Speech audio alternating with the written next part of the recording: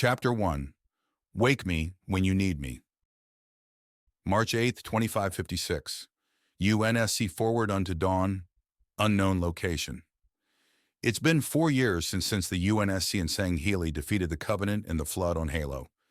However, Chief and Cortana never made it back to Earth. They have been drifting through space on the remains of the UNSC Forward Unto Dawn. Labeled MIA, humanity moved on, mourning the loss of an amazing Spartan and friend. Normandy SR-2 en route to freedom's progress. Commander Jaden Shepard, savior of the Citadel, Council Spectre, and N7, was nervous about her first mission with Cerberus. She was also still trying to get over the fact that she was alive. She had died 2 years before when a collector cruiser had attacked and destroyed the SR-1. However, thanks to Miranda Lawson and the Lazarus Project, she is alive again. Now she is investigating the abduction of human colonists with a human supremacy organization to find out who is abducting humans. Commander Shepard, we have arrived at freedom's progress. However, there is an unidentified ship in orbit. It seems to be badly damaged, says EDI, the Cerberus AI who Shepard was still not sure she could trust. A ship? Damaged? We should check it out before we land. Tell Miranda to get the team assembled in the shuttle bay, and we'll go check the ship out. Thanks, EDI, responded Shepard. Take care of her, Chief. Don't let her go. Chief then watched as Sergeant Avery Johnson, one of his few true friends, close his eyes for the last time. Johnson had been an amazing Marine and an even better friend over the last years of this war. Having met Johnson during Operation Silent Storm, John had really come to respect the old man. Now he was gone, dead, just like all his other Spartan brother and sisters.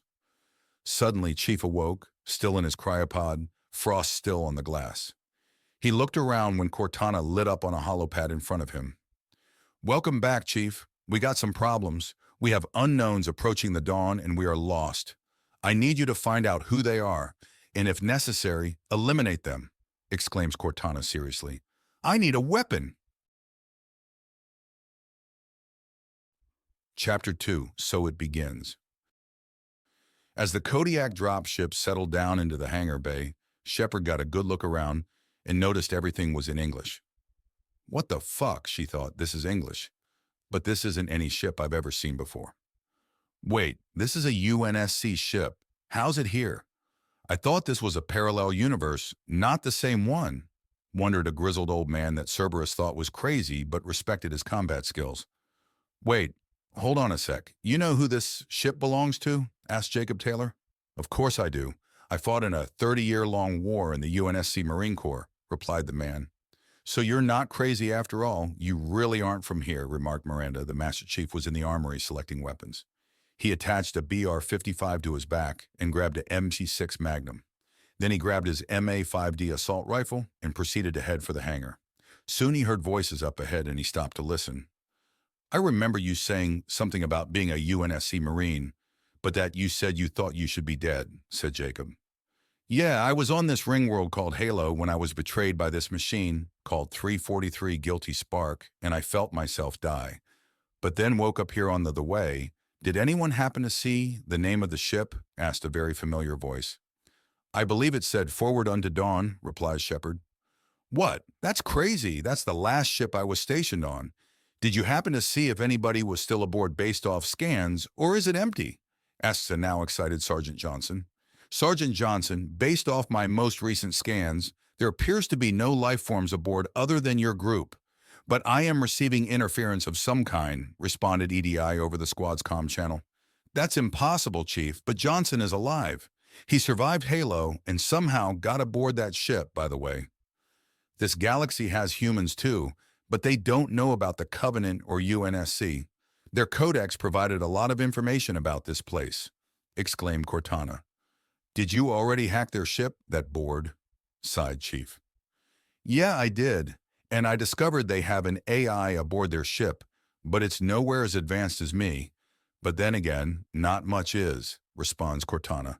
The real question is, how is Johnson still alive, and why is he here?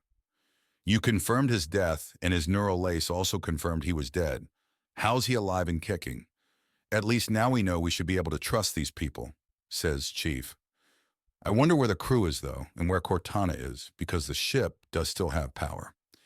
I do hope Chief finished the mission and still is alive, though. It would suck if he fought this entire war and didn't make it, said Johnson excitedly. Who is this Chief guy you're talking about, or Cortana? They seem kind of important from what you're saying, asked Miranda as she checks their rear.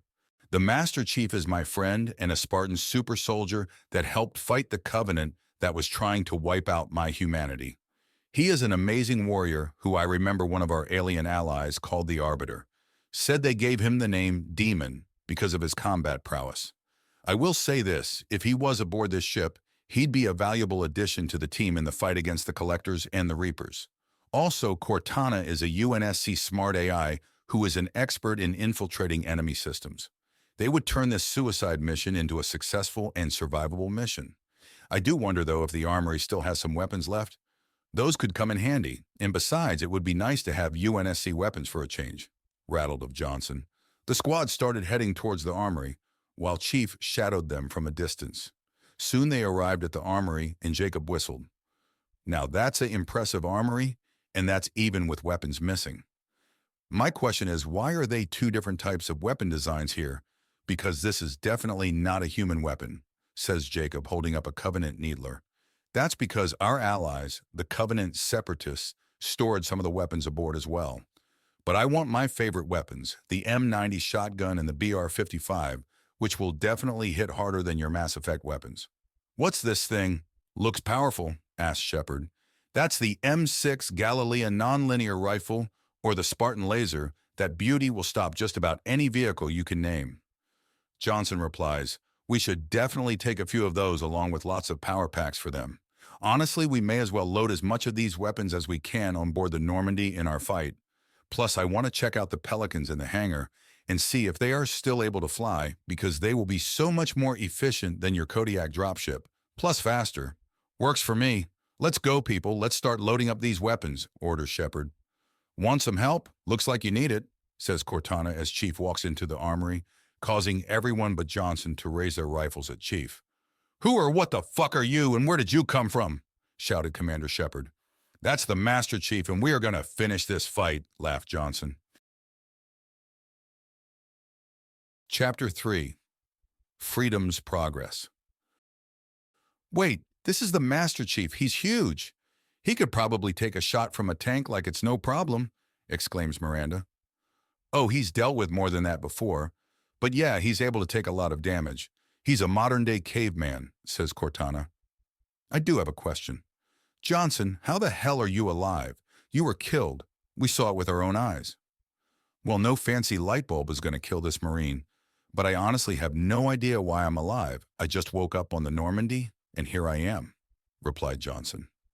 Meanwhile, the rest of the team from the Normandy stood off to the side, watching the UNSC personnel reconnect after thinking the others dead. Shepard started thinking about what Johnson said about how Chief could change the entire outlook of the suicide mission. Excuse me, Master Chief.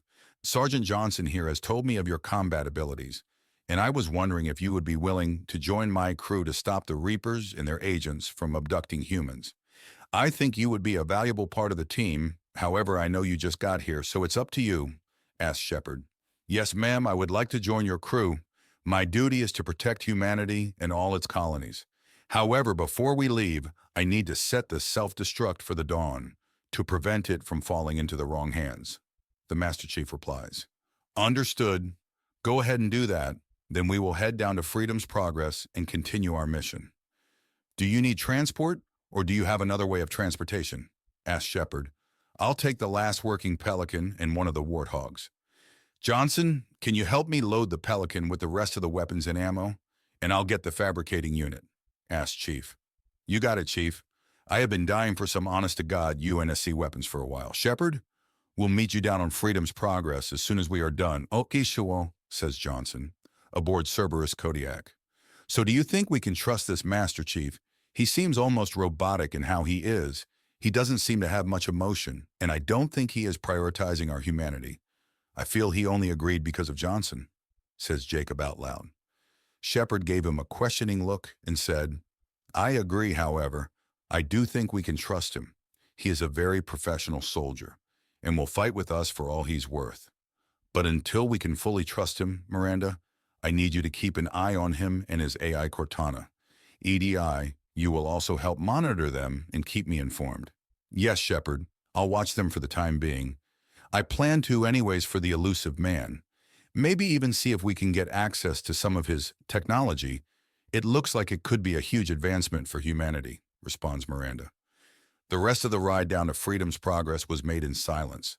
Aboard UNSC Pelican, the Pelican flew out of the damaged UNSC frigate, with the ship counting down to self-destruct, and on a heading away from the planet. Johnson walked into the cockpit from the troop bay and sat down. So, Cortana, did we win? Did we beat the Covenant and stop the Flood? We did. The Flood is defeated and we beat the Covenant. I just don't know we won the war, even with the Separatists on our side.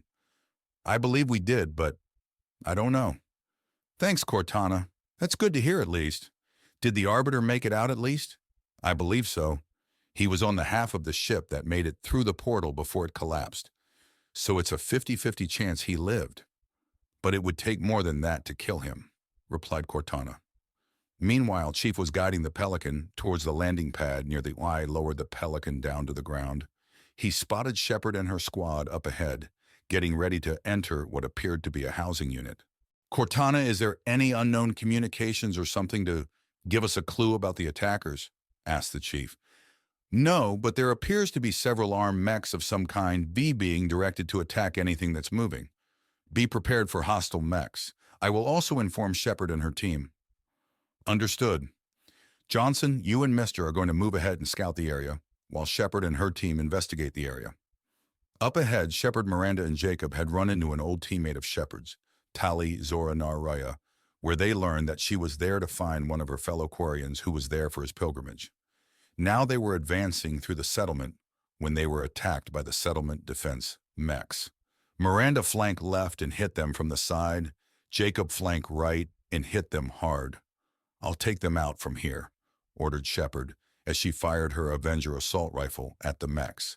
Soon the mechs had been dealt with and they moved forward, eventually reaching a huge metal door where they heard gunfire on the other side where the Quarian team was. Johnson and Chief joined them. Commander Shepard, I will enter first, then the rest of you can follow me. I can take more damage than you can, and it'll give us a chance to figure out what we are dealing with and destroy the threat, the Chief said without hesitation. Cortana, open that door. The door quickly opened, just in time for the team to see the Quarian team being fired upon by a wehrmeyer mech.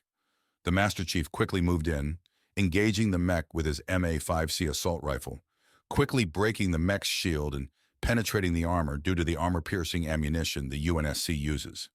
Sergeant Johnson followed in behind Chief, engaging Theist of the Loki mechs with his BR-55 and then engaged the wehrmeyer. Shepard and her team moved to assist Tali and the other Quarians with their casualties. While Shepard helped Tali and went inside the security office, Chief, Cortana, and Johnson investigated the wehrmeyer. Damn, I forgot how much I missed UNSC weapons, but I didn't expect them to be so effective here, especially since they have kinetic barriers. I wonder if our Covenant weapons would be as effective, says Johnson out loud. Based on my analysis, the Covenant weapons would bypass the kinetic barriers due to the fact that the barriers don't stop energy fire and the Covenant weapons fire plasma. Those weapons will be extremely effective against just about any enemy, as this galaxy doesn't seem to have a defense against energy weapons, as everyone uses this element zero technology, states Cortana. So we can basically kick ass and do it fast. I love it, but I still like our weapons better. It's good to know that in this place, our weapons outperform the locals by a long shot, Johnson says to Chief and Cortana.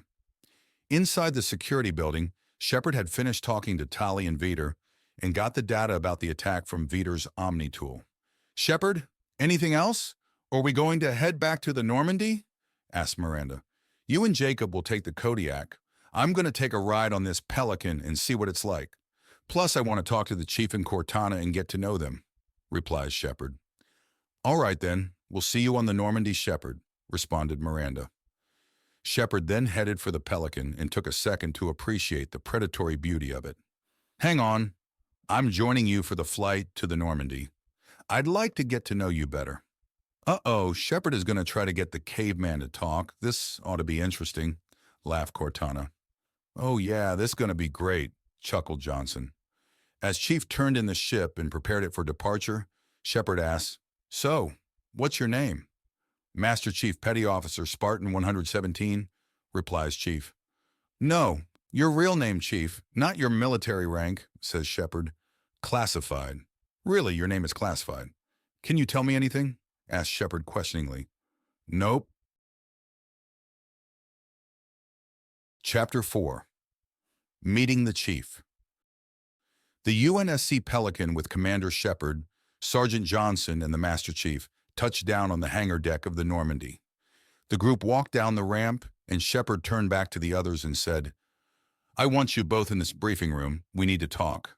I need some information about you if I'm going to trust you, Chief, and if the crew will be able to trust you. Also, I want to introduce you to the rest of the crew after that. I know that there will be things you can't answer based off what I know from Johnson, but I do need to know some things. 10 minutes and I'll see you in the briefing room. So who is Commander Shepard? You seem to trust her. She seems pretty competent and effective based on what I have seen, but how do you feel about her? Asked the Chief. Shepard is what they call a N7. She's this humanities version of elite special forces comparable to an ODST. She is very personable and cares about her people under her command. I joined her after I woke up aboard the Normandy, and she told me she found me drifting in a weird pod in space. Supposedly, she was killed 2 years ago, and Cerberus revived her, which is possible, but 2 years is a long time to be dead, then revived. But whatever. I think we can trust her, at least till we defeat the Collectors and the Reapers.